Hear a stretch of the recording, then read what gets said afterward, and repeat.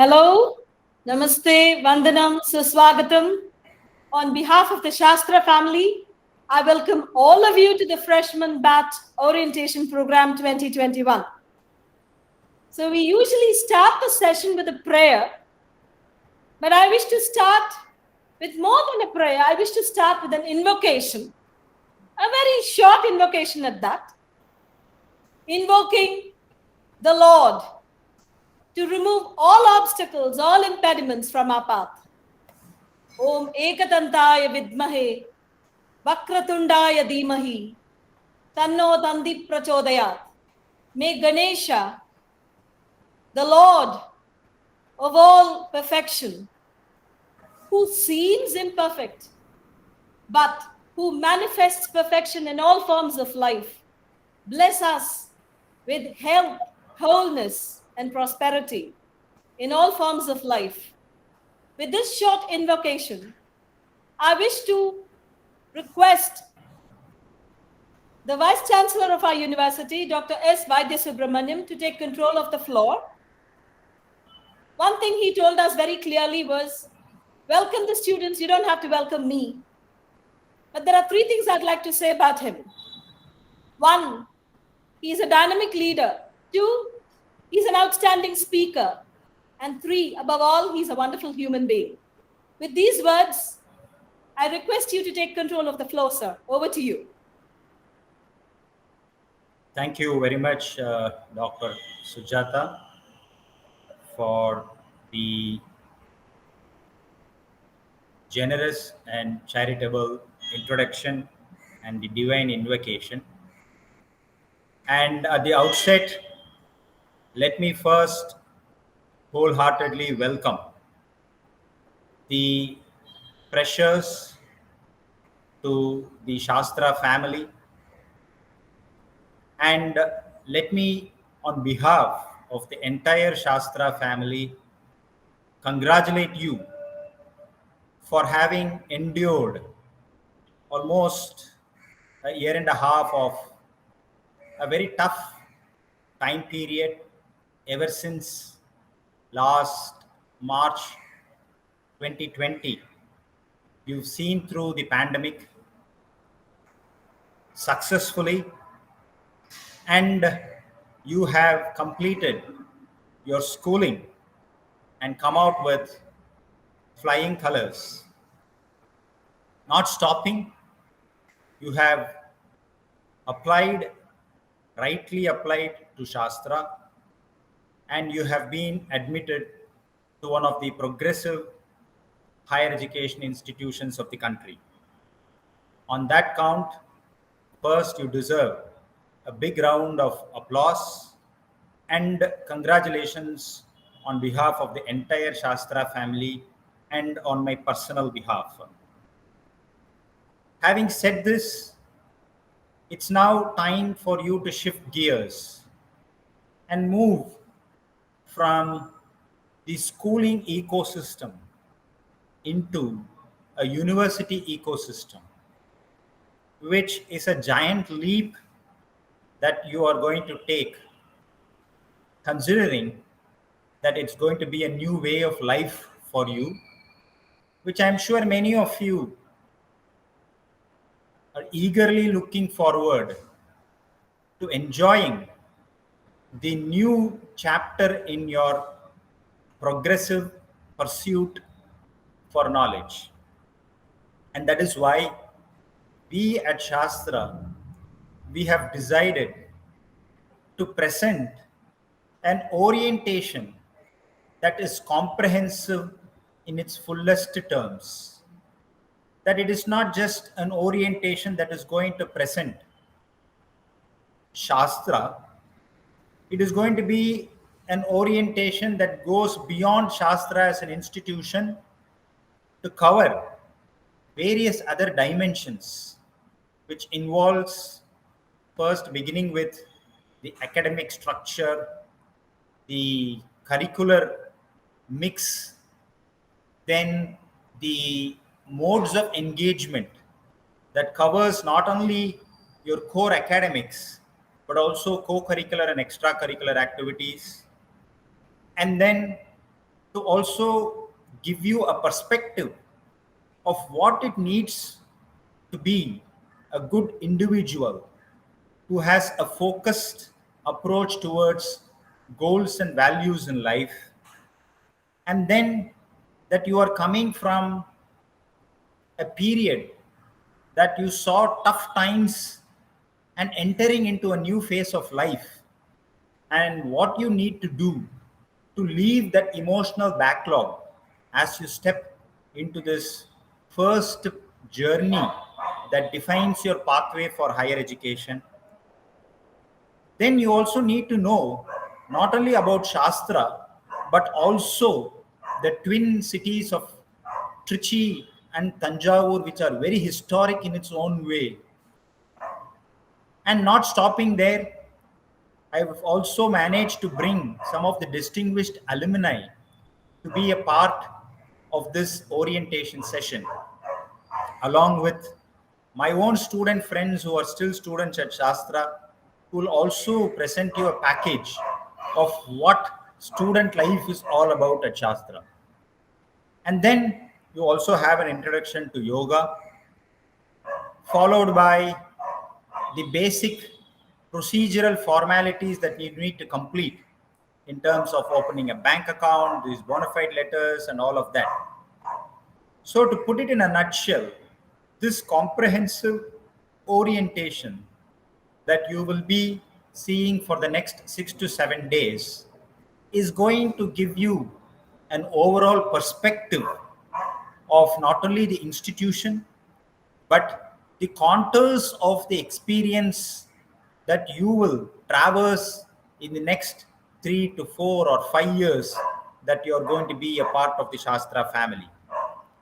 And besides that, we have also ensured that every day during this orientation schedule, we will be having a quick refresher course in mathematics to ensure that whatever is the deficit that you feel, that you perceive that you might have between high school mathematics and the time that you're stepping into higher education mathematics, we will try to make good the deficit through these mathematics refresher sessions, which is optional, and also a very brief communication skills workshop over the weekend that kind of gives you a relief weekend package through these workshops.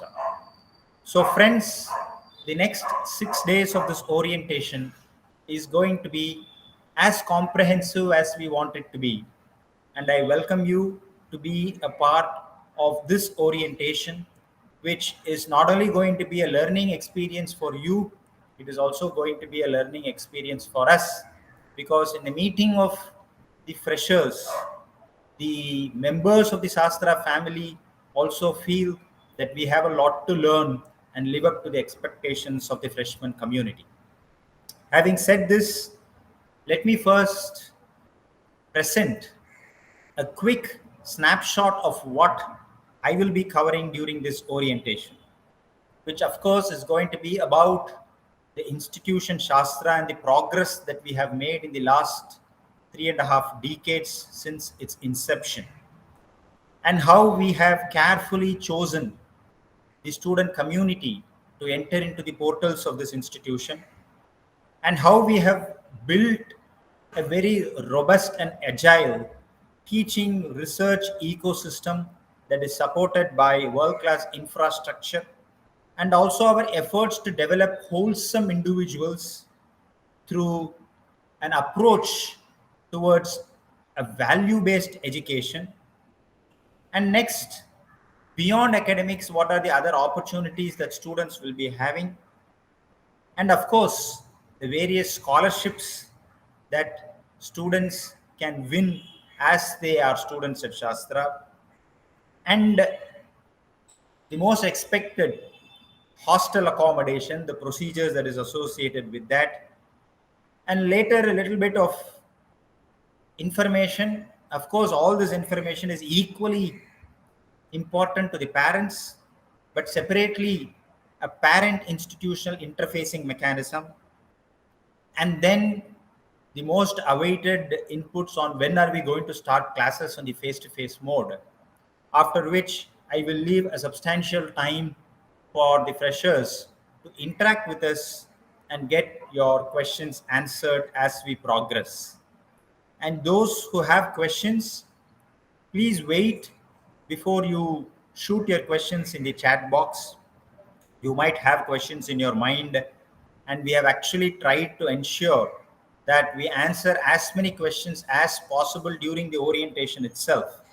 And as we progress towards the end of the orientation, as maybe when I start beginning to talk about when we're going to start classes, that's the time that you can take to shoot your questions. That way, the questions remain at the top of the chat box. So, with this, let me first begin with a very brief introduction about the institution Shastra, which was started as Shanmuga College of Engineering in 1984. And as we have always been very unique in whatever initiatives that we keep taking, one unique decision that we took was to start this institution far away from the metropolis bus and put it in a rural setting. And that is why we chose Tirumalai Samudram in Tanjavur. This campus is between Tanjavur and the Tiruchi highway, closer to Tanjavur, 18 kilometers from Tanjavur and 35 kilometers from Tiruchirappalli. And Tiruchirappalli has an airport that connects our campus to various parts of the country and also certain locations outside the country. Ever since we began this institution in 1984, there was no looking back when it comes to registering significant milestones as we progress. And that is why you will see that we were among the first 4 institutions in Tamil Nadu that was started in 1984 when the concept of self-financing colleges was announced as a policy, and first amongst the few who got all the programs accredited by the All India Council for Technical Education when it was also conceptualized as a statutory body. And this happened in 1992 when all our initial programs, the civil engineering, the mechanical engineering, and the electrical electronics engineering, got approved by AICTE, after which in the year 1996, we became a recognized institution to offer postgraduate education with additional programs in electronics and instrumentation, electronics and communication, chemical engineering, and over a period of time decided the best way to move forward is to build an inherent quality reinforcing mechanism in the institution. And that is why we were amongst the first few institutions to get our programs accredited by the National Board of Accreditation in 1996, even when those times the regional engineering colleges were hesitant to get their programs accredited. So as we became an accredited institution, we did not stop there. That's when we started our quest to become a university ourselves, before which we were declared an autonomous institution in the 1999 and conferred with the status of a deemed university in the year 2001. That registered a very historic milestone for Shastra becoming a university in 2001, because that signaled a major transformation to the institution, which till that time was more a teaching institution. And after becoming a university in 2001, it added new responsibilities that redefined the character of this institution itself. And that's when it got renamed as Shanmuga Arts, Science, Technology and Research Academy, Shastra, as a deemed university in 2001. After being conferred the status of a deemed university, we consciously decided that we no longer can be a teaching institution, but move to become a research-based institution. And that's when our focus towards research as a serious academic institutional pursuit started taking significant steps. And then we became recognized as a scientific and industrial research organization. We started new programs in life sciences, the School of Biotechnology. And just when we were also about to become a deemed university, the first due of the TIFAC course, as it is called, the Center for Relevance and Excellence, got established in Shastra in the year 2000 in advanced computing and information processing. This actually was our first stepping stone towards becoming a research institution. After which we established various centers of excellence in Indian system of medicine, in mechatronics, and then in the field of high performance computing.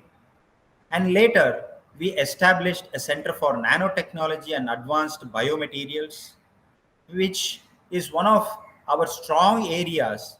And that is why even today, our life sciences school, the School of Chemical and Biotechnology, is rated amongst the best in the country.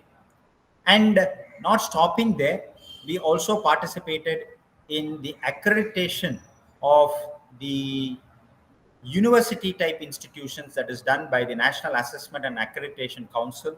So we underwent 3 cycles of accreditation, and all these cycles, each cycle being 5 to 6 years of duration, we registered significant grades, and we are stepping into the 4th cycle very soon.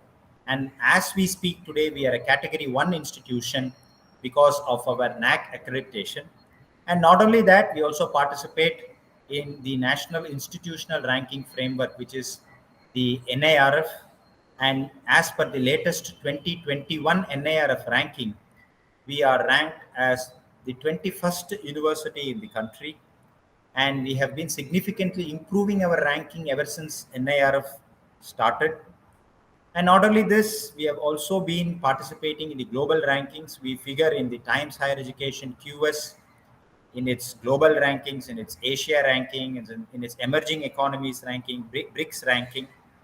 And we also have an international accreditation to 9 of our engineering programs for the longest period of time, that's given by IET of UK, which is an international accrediting agency that accelerates and facilitates your global mobility as practicing engineers.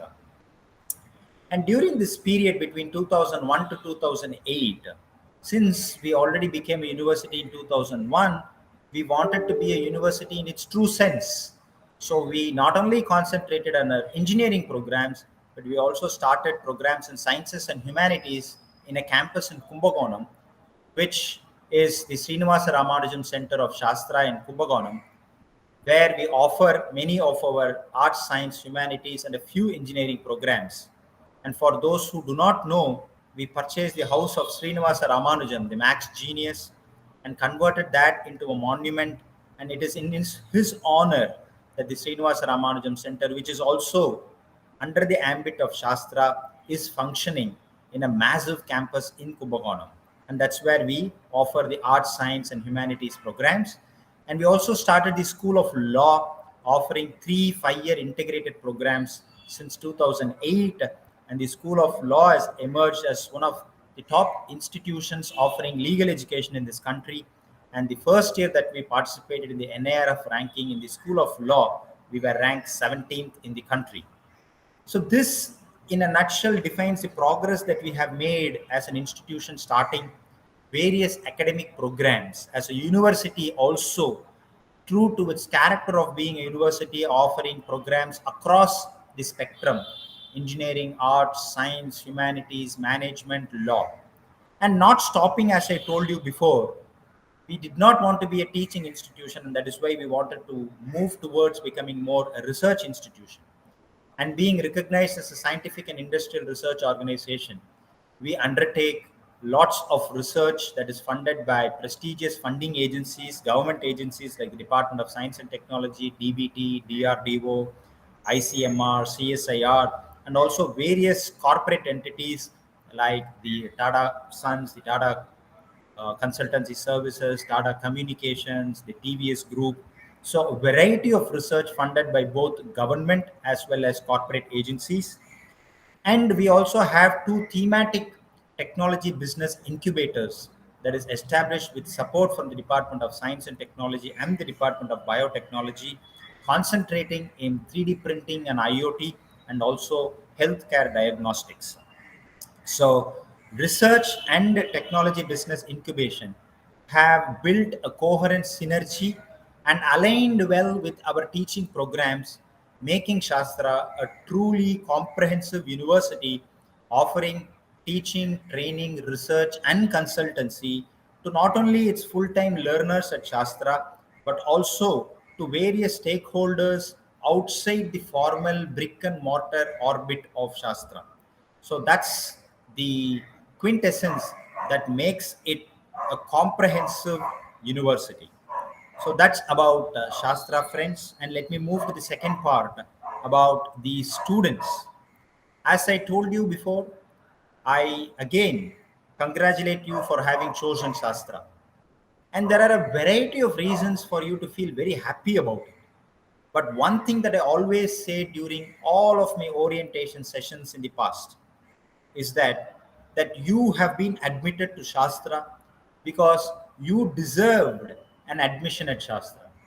You made sure that you did well in your class 12 examinations or JE main examinations or CLAT examinations, whatever the case may be, and ensured that you joined Shastra because of your own efforts, not because your parents or somebody known to you knows somebody who knows somebody who knows somebody in the admissions office. No, you have earned an admission on your own merits, and it is on that singular reason that all of you deserve a special round of applause, because I very strongly believe that there is no better reward that a parent can give to their wards than the realization that their wards got their admissions on their own merit.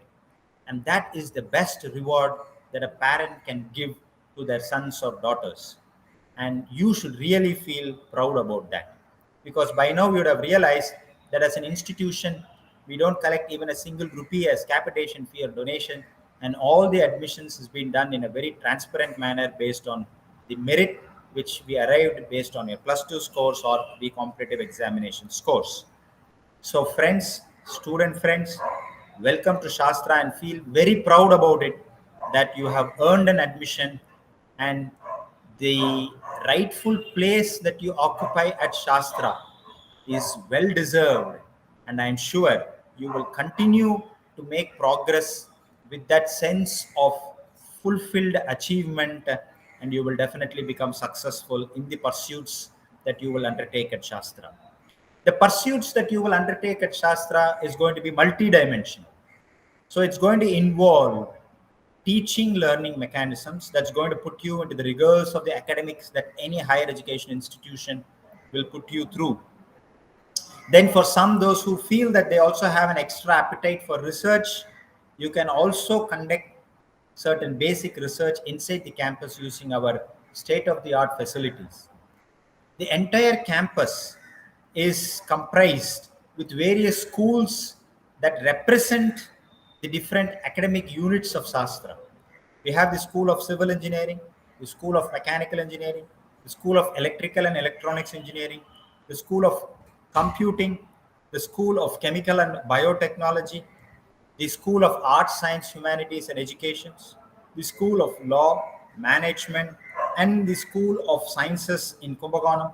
So all of these represent individually as different units of higher education, but collectively they symbolize an emerging paradigm in higher education that truly defines the concept of transdisciplinarity or interdisciplinarity in your higher education pursuit. And that's where students at Shastra make a difference. That you might be a student in civil engineering or you might be a student in computer science engineering. But here is an opportunity for you that presents itself in the choice based curriculum, about which we are going to see in the next session, where you also have the opportunity to choose courses from other streams of engineering, management, and law. And for those, as I told you, who have an extra appetite to do research, you can also do on campus research using the state of the art facilities, because this is a very, very vibrant campus when it comes to research, as it is reflected in the various funding research programs that are operationalized at Shastra. That's reflected in the patents that we have, that's reflected in the publications that come out of the desks of not only the faculty, but also students, also part of the publication ecosystem at Shastra. So, for those who have this flair for interdisciplinary studies, a flair for research, there is plenty of opportunities within the institution, and not only within the institution. We also encourage students to do research internships outside the institution through semester abroad programs, where we, with our collaborative partners in North America, Europe, or other distant geographies, or within various institutions, research institutions within India, where we encourage students to do research internships, and also the Indian Academy of Sciences fellowships. We also encourage students to go for industry internships, social internships. All of this will be covered in detail in the subsequent sessions. But this is going to give you a wholesome experience of not only pursuing hardcore academics, you will also have a new experience where there is a lot of teaching through hands-on learning, learning through hands-on teaching. I'm mixing both deliberately because as a student, you are not only pursuing a learning pathway, there are opportunities for you to also become teachers. So you also have a teaching pathway within the institution as a student. So we have a variety of opportunities that you will experience at Shastra. Not stopping there, we also encourage to participate in various co-curricular activities, various design contests, paper presentations, and more importantly, the extracurricular and sporting activities, culturals, clubs, music, drama, dance, various sports, indoor stadia, outdoor sports. All of this, we have a separate session on student life at Shastra. But I can just stop here just to tell you the fact that the wholesome experience that awaits you at Shastra will definitely turn you into a wholesome individual, developing the body, mind, and soul of every student at Shastra. Moving forward is the scholarships that are available to the students. Various scholarships are available to the students, beginning with the Dean's Merit List, where we identify students who are placed in the top 2% based on their academic performance. The top 2% of the students, you get 20% of your tuition fee reimbursed. And the remaining students who are placed between 3% to 10% get 10% of your tuition fee reimbursed as merit scholarship. And we don't stop there. We also have special awards for the best outgoing students, School of Law, School of Engineering, where you are being given a best outgoing student citation and a very attractive cash prize as well. And the other scholarship mechanisms that incentivize students to perform more, especially the scholarship that we have for the students who stay in the hostel. We select top 400 students who stay in the hostel and we reimburse their mess fees. And in that way, we also ensure that there is also some recognition for students who stay in the hostel and also adhere to the various rules and regulations. And we also facilitate various scholarship mechanisms that are instituted by various state government agencies, central government agencies. So we are the facilitator to those scholarships. And we also have a student welfare fund that will take care of the students' fees in the very, very unfortunate event that the student loses their breadwinning parent. I wish that should not happen to any of you. And in the unfortunate event, and I wish this number should be zero always, but then there are certain unfortunate circumstances. And under those circumstances, we ensure that the student's education at Shastra is not handicapped.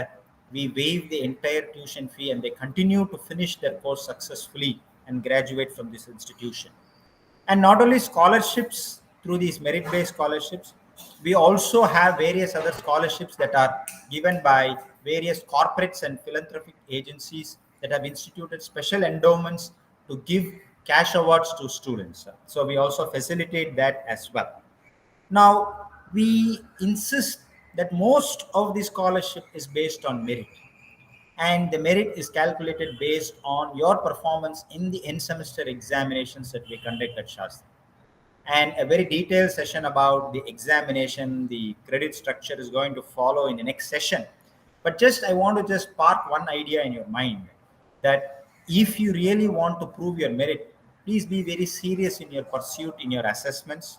which has two important components, the continuous internal assessment as well as the end semester examination. And based on the performance that you register in both the continuous internal assessment and your end semester examination, your grades are awarded, and based on the grades you get your semester grade point average, and based on your semester grade point average you get your scholarships. So this is how the various scholarship mechanisms are also available at the institution. The next part that I wanted to share with you is the hostel part. Now, you are full-time students of Shastra, but not all students are eligible to stay in the hostel.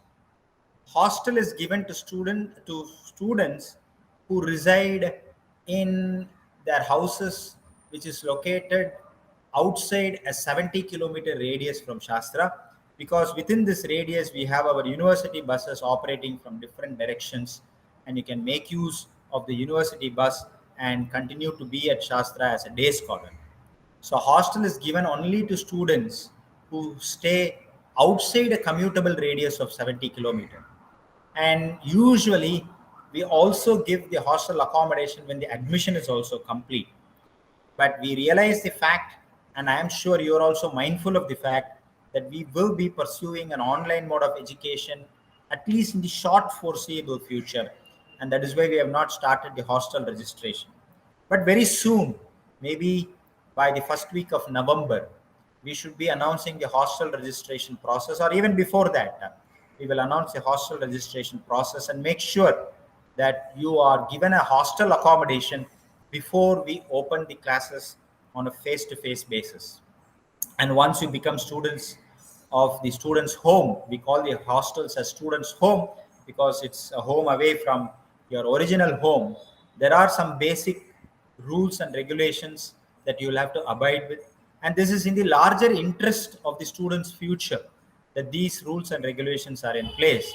And I'm sure that you will find these rules and regulation actually defining very meaningful contours of your personal experience within this institution, that is going to add new dimensions to the way in which you think life is going to proceed as you graduate from this institution. And these are these small nuggets of value adds that will actually shape a progressive career for individuals. So it is in that larger interest, both your academic rules and regulations, the institutional rules and regulations, the hostel rules and regulations, the committee of all these rules and regulations have a singular agenda, that it needs to build a very progressive graduate that leaves the portals of this institution without compromising on the basic values that needs to build human life as you graduate as graduates of Shastra. So this is one underlying principle that will tie all the students together, because all graduates of Shastra are defined by a basic value skill set that will differentiate yourself from graduates of other institutions. And that is why I always say that this differentiator is the real game changer that makes you successful graduates of Shastra. The next point that I want to dwell is about the parent-student interface with the institution. So it is not only the students who will be interfacing with the institution through the software interface that we have built. We also want parents to also constantly interface with the institution. And that is why we have an online parent as well as a student interface with the institution. And it is in this online interface mechanism that all of your concerns, your queries, your issues, be it within the campus, whether it is the civil maintenance, the electrical maintenance, or the quality of the food in the hostel, or the infrastructure facilities, or as first year students, you will be concerned about ragging, which this is a ragging free campus, or you require counseling because you're coming from a new place, or any form of sexual harassment. So which is also absent in the campus, but we want students to interface with the institution, with the authorities concerned, not only students, but parents also to interface with the institution, the institutional authorities, with the counselors. Every set of 25 students are mapped to counselors who are faculty members. So we want both students and parents to constantly interface with individuals and institutional authorities and ensure that your concerns are adequately addressed. And that's available in the parent as well as the student web interface with the institution. But that doesn't mean that it is going to be online. Our campus is always open. Our doors are always open for parents and students to meet the concerned authorities and also present your concerns and ensure that it is adequately addressed by the institutional authorities. So you can also visit the campus and ensure that your grievances or concerns or whatever the issue may be are adequately addressed.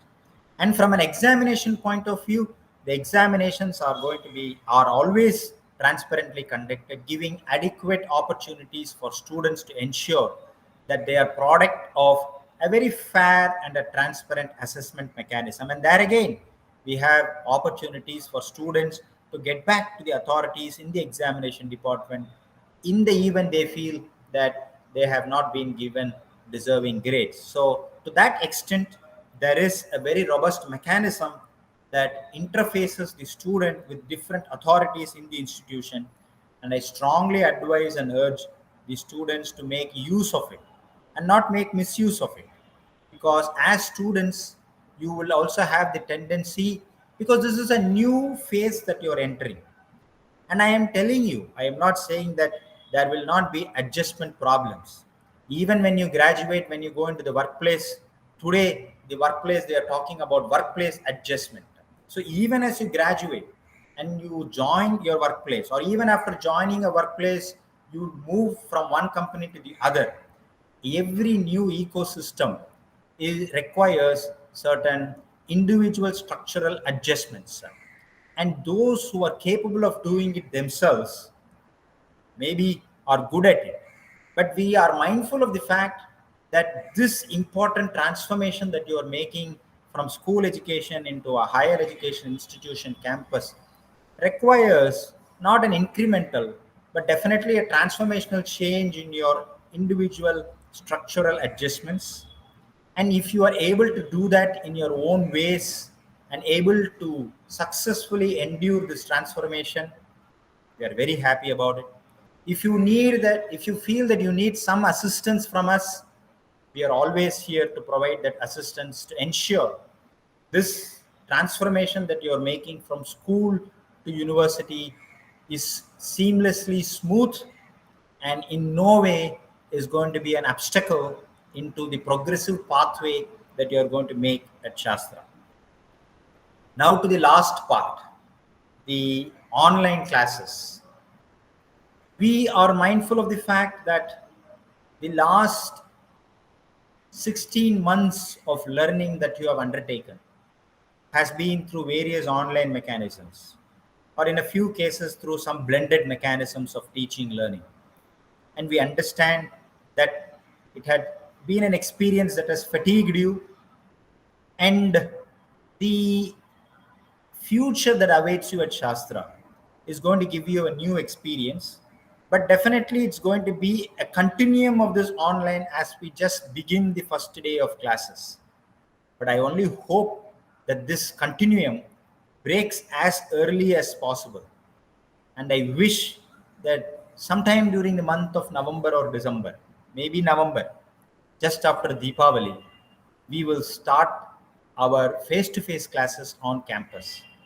Because I believe, and I'm sure most of my fellow colleagues believe, that nothing can replace a face-to-face teaching learning ecosystem in a brick and mortar institution like Shastra, or any institution for that matter. A brick and mortar type architecture can never be replaced by the bits and bytes of online education that you have been receiving in the past. But that doesn't mean that we are going to distance ourselves from this online mode of education. This has also been a learning experience for us as faculty. And by the way, I might be the vice chancellor of the university. But the first identity that I will share is that I am a teacher. So I also teach to various degree programs.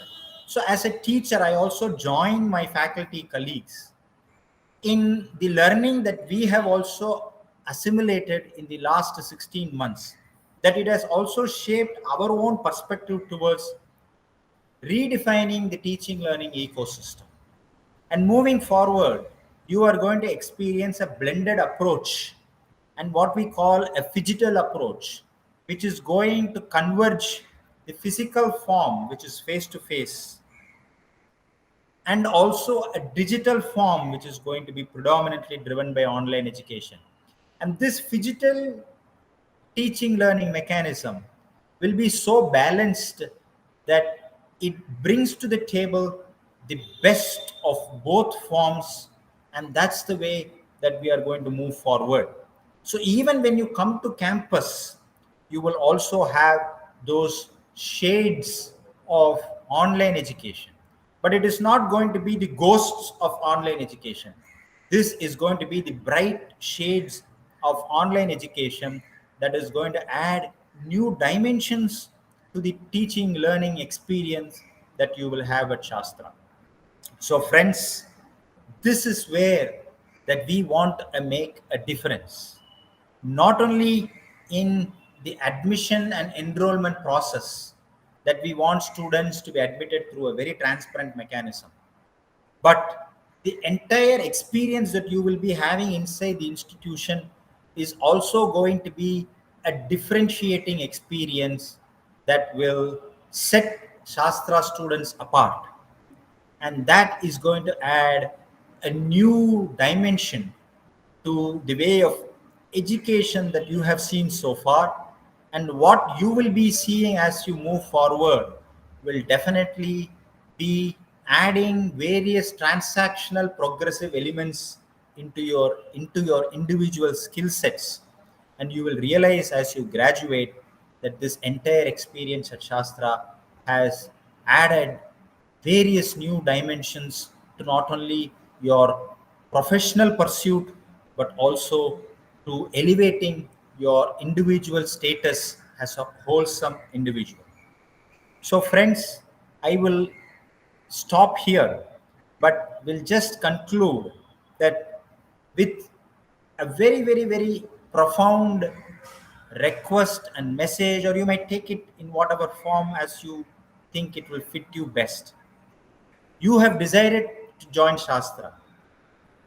You have every right to also leave this institution and join any other institution. And talking about that, many students are also withdrawing. We are aware of the fact that the JE counseling is just about to start. There is also this Tamil Nadu engineering counseling. There are also other state counseling. So that is why we have given you the full freedom to also withdraw before October 20th. But from October 15th, being Vijayadashami, we will start our first teaching day, and you will experience those teaching for whatever programs that you have been admitted to. That will start on Vijayadashami day. So the message, going back to the message that I have, you have decided to stay at Shastra. So I would make an appeal to the students is to enjoy the next few years that you're going to be at Shastra and make this experience a mutually rewarding one. That it is not only going to be a learning experience for you, but it is also going to be a learning experience for the institution also, because every batch that we see come and go has added new dimensions to the thought process that we as an institution have in ensuring that we deliver the best to the students, and we don't want to compromise when it comes to quality. You might find us to be falling short in certain dimensions, but once you tell us that these are areas where we can better, we are always there to move forward.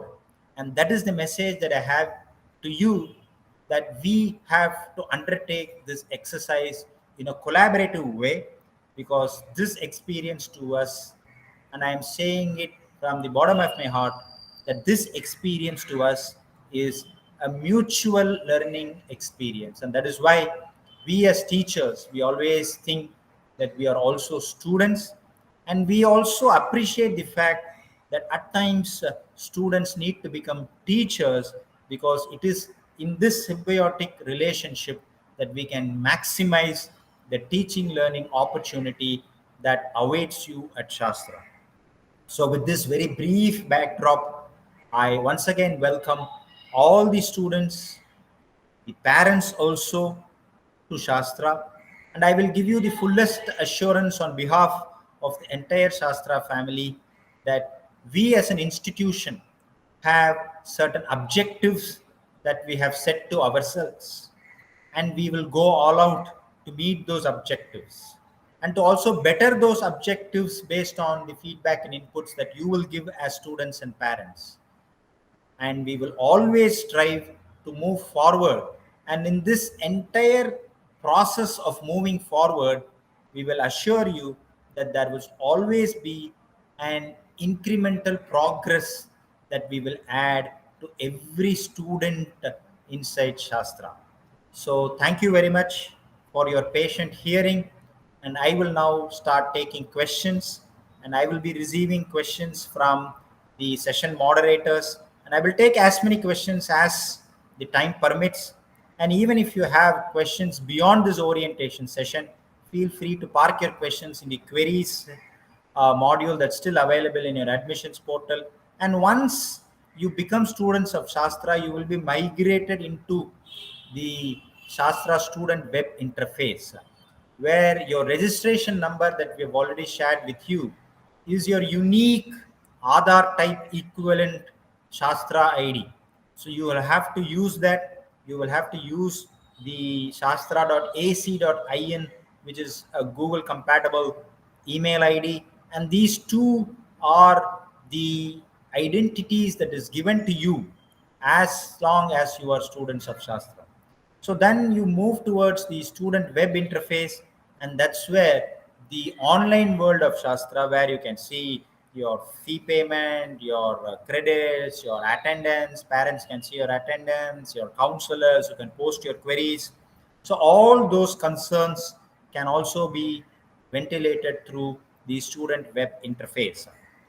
So with this, let me stop here and start taking questions, and I request Dr. Sujata to take the session forward.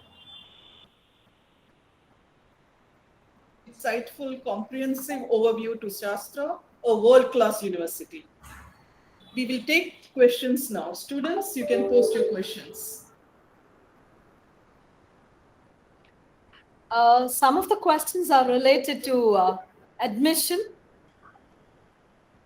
For instance, one of them has raised this question on, is there any chance for me to get ECE at the main campus? Okay, so as anticipated, I want to just begin the question with the sliding, and that's what the student meant. So let me clarify that, as I told you before, we are still awaiting the JEE and the Anna University counseling. So it's quite likely that there might be students who might withdraw. And in the event that the withdrawal is more than what we anticipated, there might be a few vacancies. And that is why we have consciously chosen to have the orientation up to October 15th, 14th for that matter. And then we'll start our classes on October 15th. And we have given withdrawal deadline up to October 20th. The first year syllabus is uniform for all students. So whether it's computer science or ECE or civil engineering, whether it is going to be in the Shastra main campus or the SRC campus, the syllabus is uniform for all students in the first year. So it doesn't really make a difference whether you are in civil engineering or mechatronics or ECE or computer science. So you don't have to worry about the start of the teaching day on October 15th, because after October 20th, we will take stock of the vacancy position and then announce a sliding against possible vacancies after we have closed the withdrawal deadline. In the event that there are vacancies, It's quite possible that some of you students, based on your ranks, you will be sliding to a better opportunity. But for that sliding, we are going to ignore the choice of branches that you have submitted during your application process. We will ask your fresh choices, because by now you would have formed an opinion about different departments, which could be different from what your original choices were. So after October 20th, we will definitely ask students to register their fresh choices for sliding. And based on your ranks and based on the availability, there is a chance that you will slide to a better branch. And that better branch is based on your perspective. For me, I don't hold brief for any of the engineering disciplines or any of the programs. For me, every branch is equally important. A civil engineering branch today, I would say, holds a very promising career. But then, unfortunately, many of you are riding the popularity wave. But I must caution you that, popularity will come with no invitation and will leave with no farewell. So you have to ring fence yourself from this popularity wave.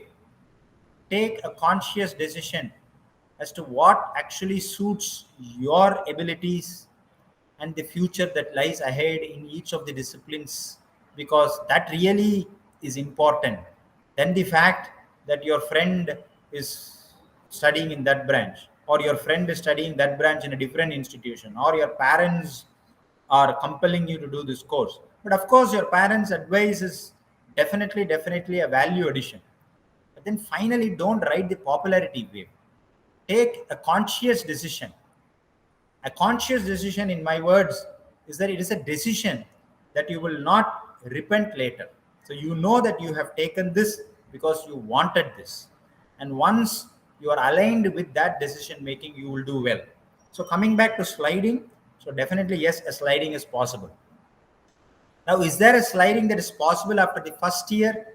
Maybe that this withdrawals after your NEET or JEE Advanced December, some students withdraw.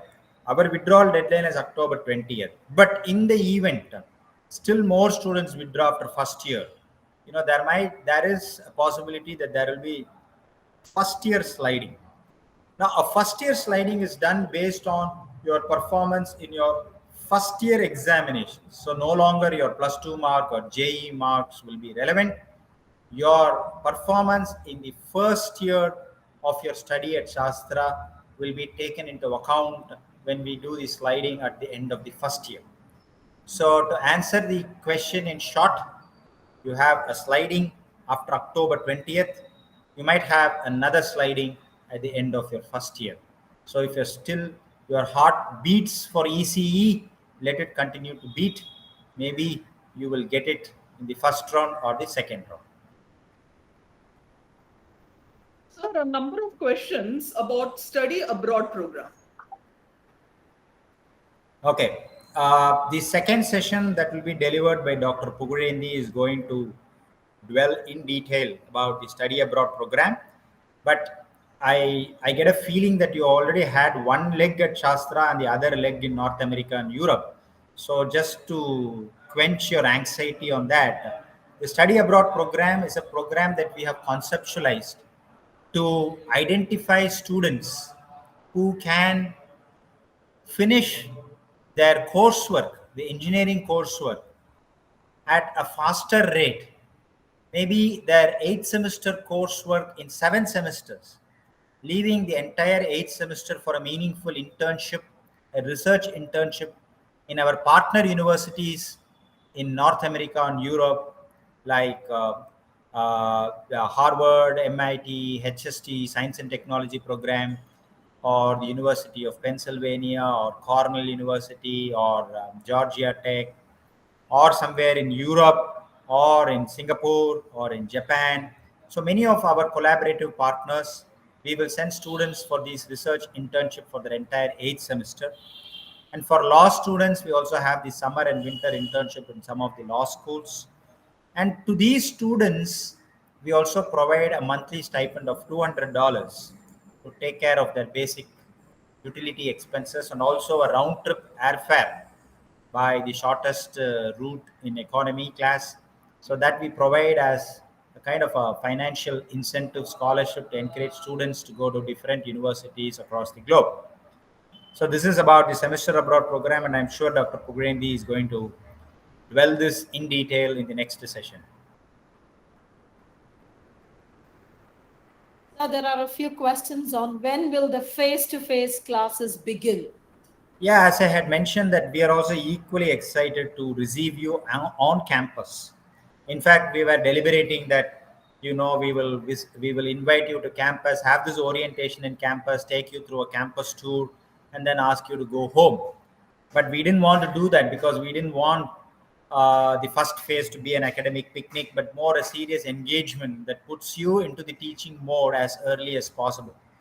So we wanted this orientation to be in the online mode, and then make sure that the supporting infrastructure, not only inside the institution but also the outside the institution, is conducive enough to bring you to campus. In fact, for your immediate senior batch, last year we had the opportunity, despite the pandemic being at its peak, we did have the opportunity to bring all of them to campus during the month of January and February of this year. And they had a good taste of the campus, attended classes, took their first semester examinations before we had to close down again. So we don't want to bring you to campus and then immediately close, but rather we would want you to come to campus and stay here forever. So hopefully we are looking at a November or maybe December calendar to bring you on campus. And once you are here, we don't want to send you back immediately. So we would want to have your online, the balance of the face-to-face classes, your examinations, and then immediately start your second semester with a very, very brief break, so that you have some space to enjoy a very brief vacation and then get started with your second semester. So once you're here, we want to ensure that you are here for a substantively longer period of time. So maybe November, December is a time frame that sounds more realistic, but we will try our best to make this online teaching learning experience, not saying that it's going to replace or it's going to be fully, we're going to mimic the face to face, but we will make sure that there is no day that goes waste. You will have the feeling that this day you didn't do anything that added something new to your teaching learning process. We will make sure that we will incrementally add something new every day in this online teaching learning experience.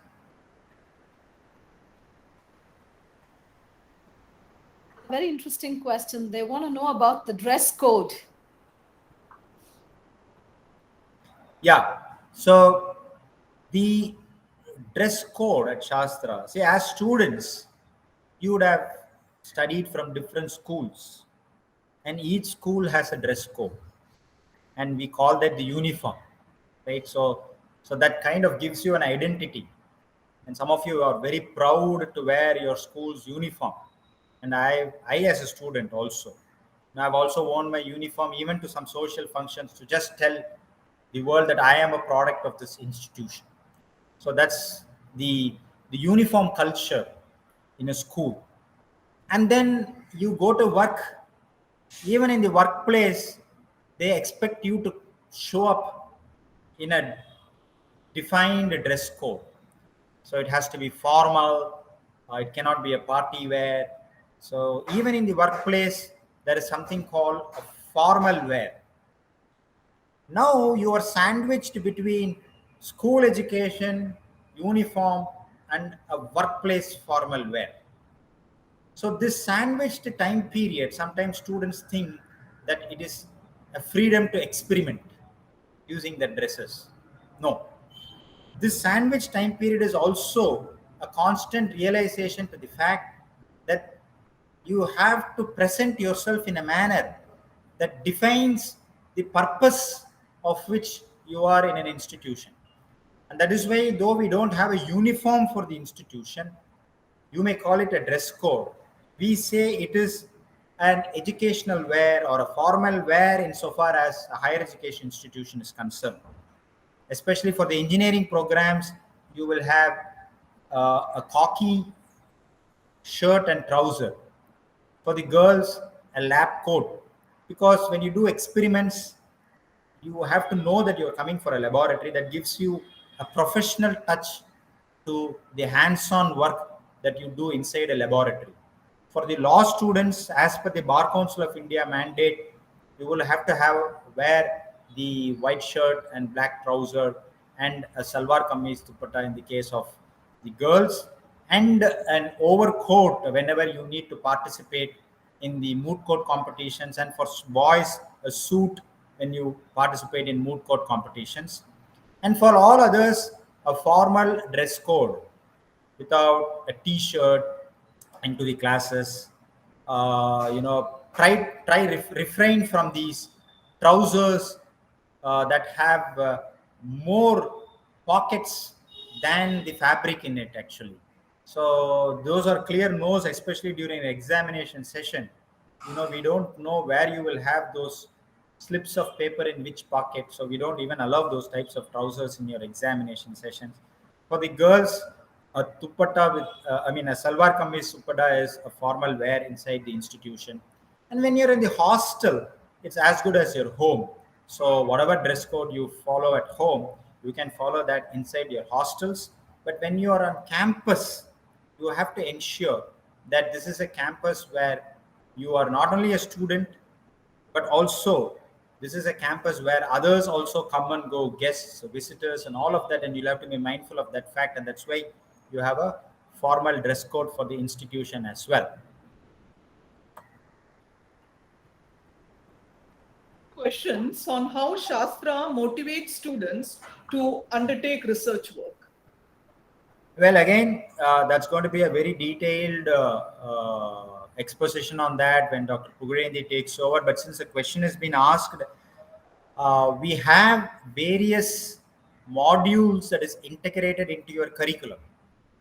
Students can take up mini projects, minor projects as part of your engineering studies that actually kindles your research appetite.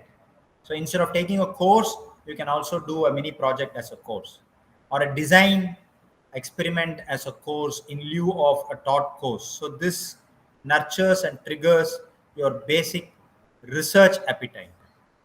And then you have long-term research internship, where you can partner with the research faculty on campus, with doctoral scholars on campus, and be part of a larger ongoing research on campus and add a little bit of what you know and take back a lot of learning, and you can be a part of an ongoing research on campus. You can attend various summer and winter Indian Academy of Science fellowships. And for the benefit of the students, Shastra has been sending a large number of students to these summer and winter internships. In fact, there were times where you used to have the maximum number of students being selected for the Indian Academy of Sciences fellowships. So you can go there and work in some of the premier labs, CSIR labs, or wherever there is an IAS fellow who is ready to take you as a research intern. So this can start even from the end of your second year, third year. So a variety of research opportunities is available. And for law students, every summer and winter you will have to work as law interns in law firms or offices of the attorneys or senior advocates, or policy think tanks. So you have your summer and winter legal internships as well. In addition to this, we also have various technical contests, the student clubs at Shastra. There also we allow students to work on innovative designs. We have 2 technology business incubators, as I told you. Now that's a very, very fertile ground for you to experiment your innovative ideas and incubate them into workable solutions, because innovation is also as the first step towards meaningful research. And we also have a TBI that will encourage in-house incubation from students. So more of that will be shared by Dr. Pugarendi in the next session. answered the questions on the sliding of courses, sliding from one course to another course. Now we have a question on sliding between campuses. No, They okay. want Okay, so sliding between campuses, that's not possible because each campus there is a separate rank list. So if you have applied for both the campuses, then you're eligible for sliding in both the campuses. But you cannot slide between campuses because each of them are products. The admission are products of two different rank lists, so they are exclusive.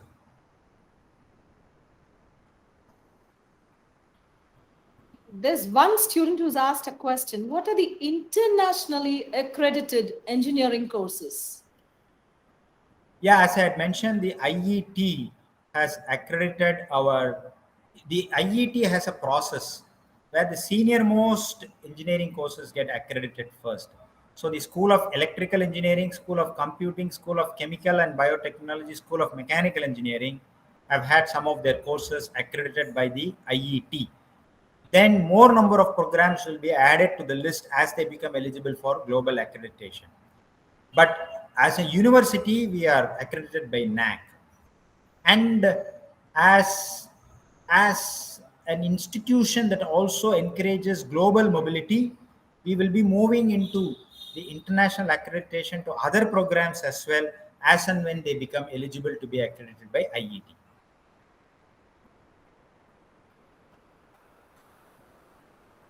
Many students have expressed the desire to visit the campus. So they're requesting whether they can visit the campus before we actually reopen.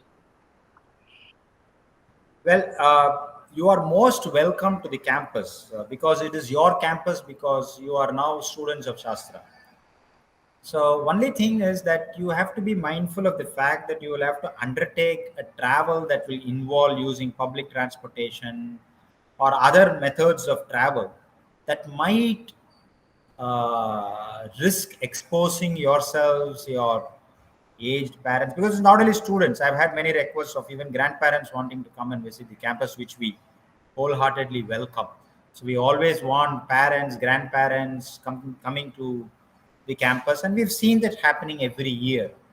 So you are most welcome to the campus. Since you have raised this question, just give us some time so that we prepare ourselves to receive you on campus just for a brief campus tour.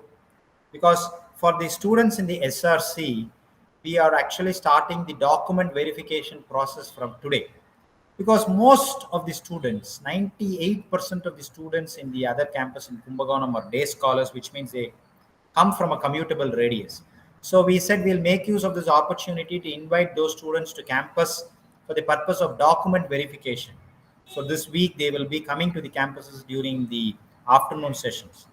But for the students in the main campus, we have students from almost every part of the country. So it's not fair on our part to say that this 1 week all students can come and go. So it's not possible also. So give us some time to plan a campus visit, because a visit to the campus after we start the teaching sessions from October 15th means that you will also have to lose certain teaching days. So we will stagger it in such a manner that you will get the time to visit the campus if you really want to before coming to face-to-face sessions on a long-term basis. Just give us some time to plan that, and then we will invite you to the campus, because we are looking at two major festive occasions. One is going to be Dashara and the next is Diwali.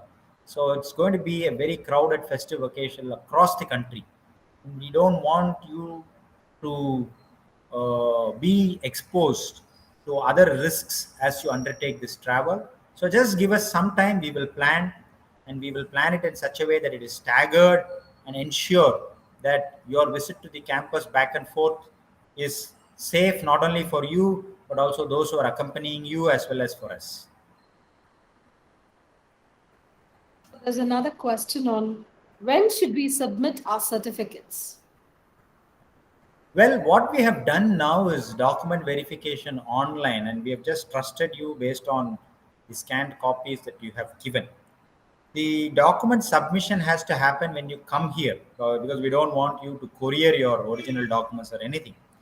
So when you come here, that's the time that you will start submitting your original papers, your documents, and that is not for the purpose for us to take custody over it. We will take it and we have a process where we will verify the genuineness of the certificate. We write to all the boards with copies of your original certificates, because we have had certain cases in the past where there are forged certificates, manipulated ones, and we need to make sure that all the certificates are genuine. So we will collect them, send it for verification, and once that process is over, we will return. There are a number of queries regarding how the study material will be distributed to the students. Well, for the first years alone, we have this policy of textbooks. Now, you are going to make a major shift from school to college. And school will tell you that you have a textbook for each subject. Then you have all, on top of that, a brown cover and then a label and all of that. Now, that thing is no longer going to be here when you are students of a university. But for first year alone, we have certain books, some of them authored by our SASTRA faculty and published by reputed publishing houses, and some by different experts elsewhere. So for the first year alone, we have a set of books which we will reach out to you once the entire, from October 20th, this process is over. We will reach out to you, and we are talking with the bookseller to also come out with a mechanism whereby they will courier those books to your respective addresses, which we will collect it. So the first year you will be receiving your books on payment of a certain amount, which we will arrive at after we know how many students and the total number of books required. And from second year onwards, there is no concept of textbook. We encourage students to refer as many books as possible and necessary, and that's why we call them as reading materials, reference materials, no textbooks. So you don't have to own your books. Then maybe there will be another follow-up question: can I get those first year textbooks from my seniors? This is a usual question that I ask. But then these first year textbooks will serve a very good memorabilia for you when you graduate from this institution. You need to take something with you as proof of reading. So you have your first year textbook as a souvenir as you graduate. So that's why we insist that you own your copy, your personal copy.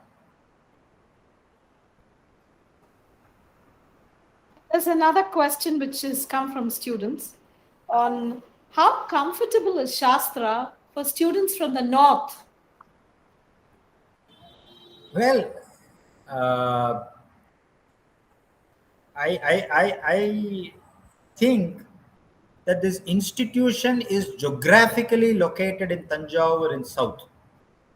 Other than the geographical position of this institution, there is no reason for anybody to fear that there is going to be other forms of discomfort because of the origin of students from different geographies. We have been having students from almost every state the last 20 years. And it has been a wonderful experience for those students from the north to come here and taste our sambar and rasam in the mess. And because you are also students from there, we also have to be conscious of your appetite. And that is why in our mess, we have those daily rotis and sabjis. And that's also a good experience for my friends here in the south to get a taste of the cuisine of the north. So if your question is only about the food habits, which I think it is, because other than that, engineering, whether you're north, east, west, or south, Newton's law or other engineering concepts going to remain the same. So it's only the food habits will be different, the culture, and we celebrate Dashara, we celebrate Diwali, we celebrate Onam, we will celebrate festivals of the north, Durga Puja during the Dashara. So all of this will be celebrated with equal enthusiasm. In fact, I should tell my friends, especially from Andhra and Telangana, which actually is the maximum number of students from states other than Tamil Nadu usually come from Andhra and Telangana. So during Yugadi, I mean, the entire campus gets converted into a very, very festive atmosphere. In fact, I tell my own friends in the state, that you'll have to learn from our friends from Andhra and Telangana how they celebrate Ugadi. So the way in which they celebrate, in fact, they've learned that. So just as Ugadi is celebrated, our Tamil New Year's Day is also celebrated with equal festive spirit. Onam is celebrated in a similar way. Durga Puja is celebrated in a similar way. So that mix of culture across different cultural backgrounds, students from different geographies. We have students from Jammu and Kashmir. We have students from Assam, and some of my students who do PhD are from Assam and Mizoram. So it's also a good learning experience. And sometimes, whenever you need to take time off, go to vacation to Northeast, then you will have these friends ready to help you.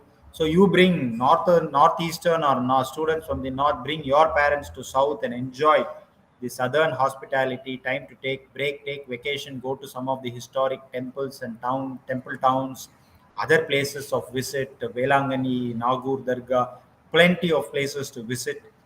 And South India, Tamil Nadu in particular, is very rich in culture. So it's going to be a very good mix of different cultures that's going to really, really give you a very good, satisfying experience that is going to be fulfilling, not wanting. So you will not be missing anything. You will be enjoying something new.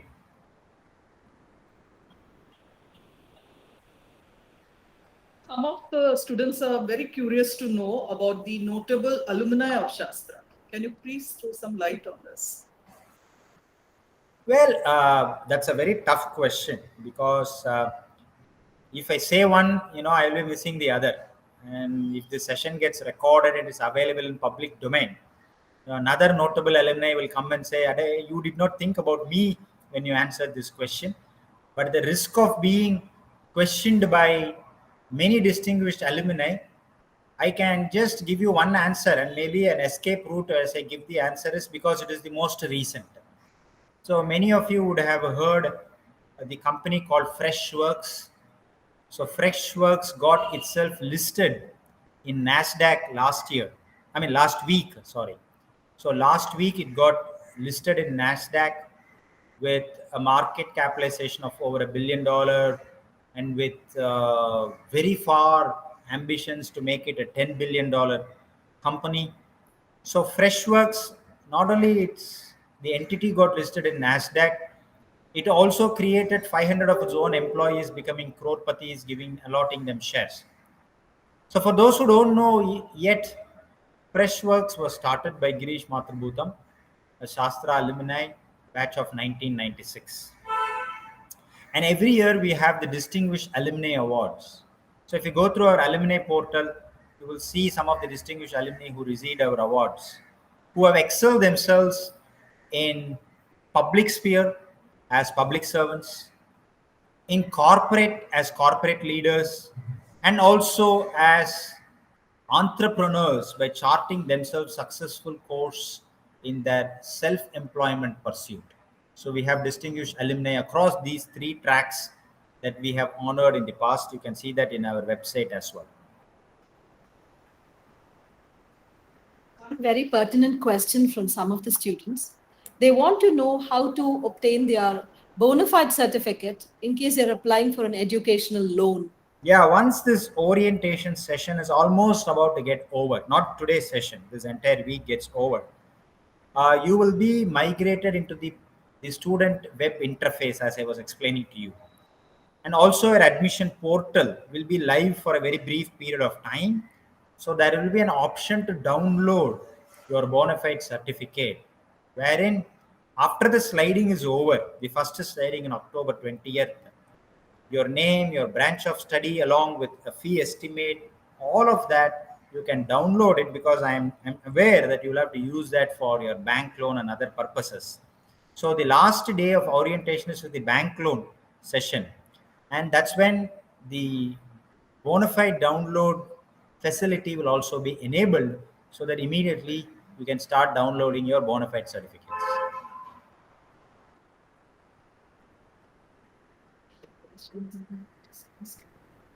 Okay, this is something related to languages.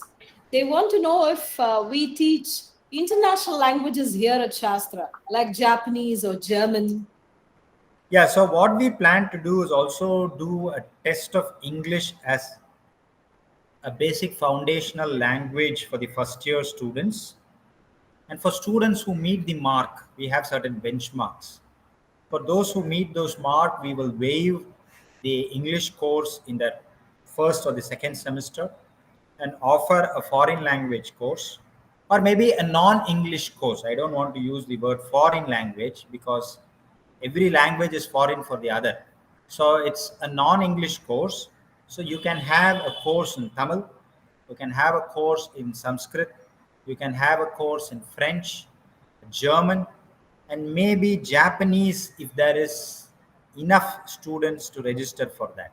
But Japanese will be only for JLPT 4, which will be very rudimentary.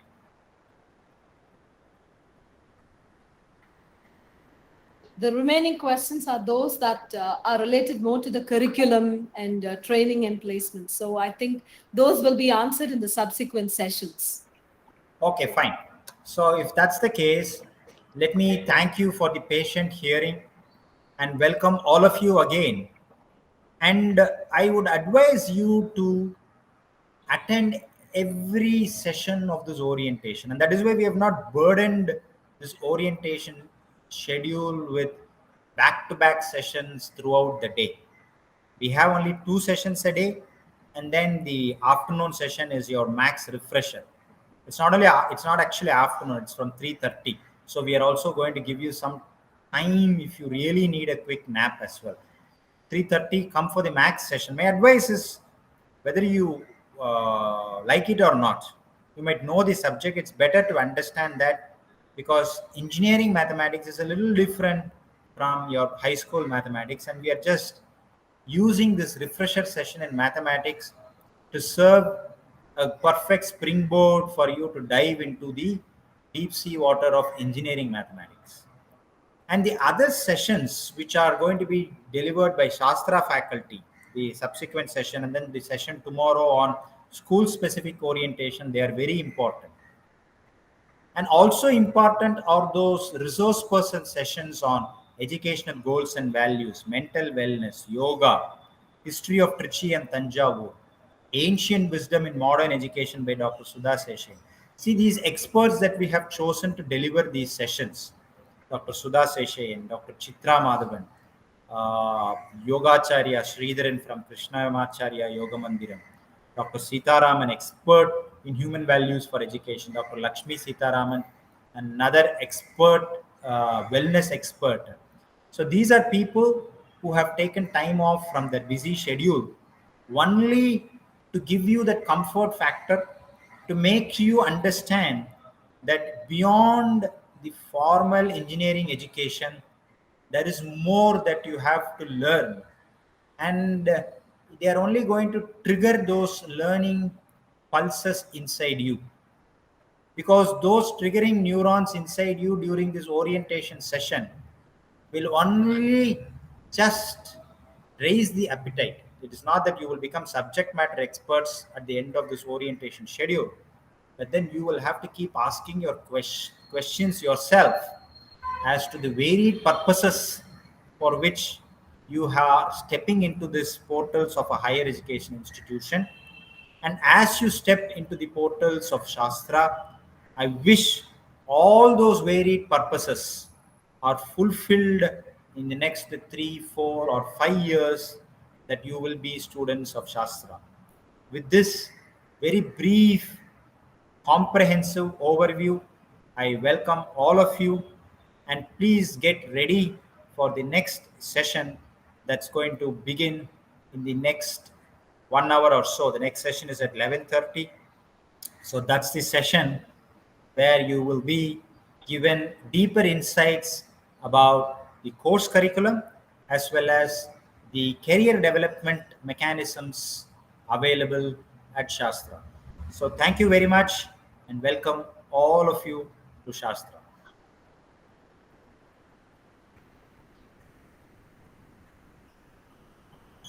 For that wonderful session. And dear students, it's a request from our end. Please log in at 10:55. The next session starts at 11. Okay, I'm sorry, it's at 11 o'clock and I forgot Dr. Sujata Menon is the faculty from the Department of English. Dr. Usha Ajit Kumar heads the Department of Education. So these two will be familiar faces for you throughout the orientation schedule, and they will also be anchoring the communication workshop because they are subject matter experts. So don't miss their communication workshop also on Saturday. So thank you very much and welcome to Shastra. The next session is from 11 a.m. to 12 p.m. on curriculum and career. Maybe that will extend up to 12:30. So every orientation session is for 90 minutes. So it will be to 12:30. So thank you very much and log in again at 11 o'clock. Thank you so much, sir. Thank you, sir.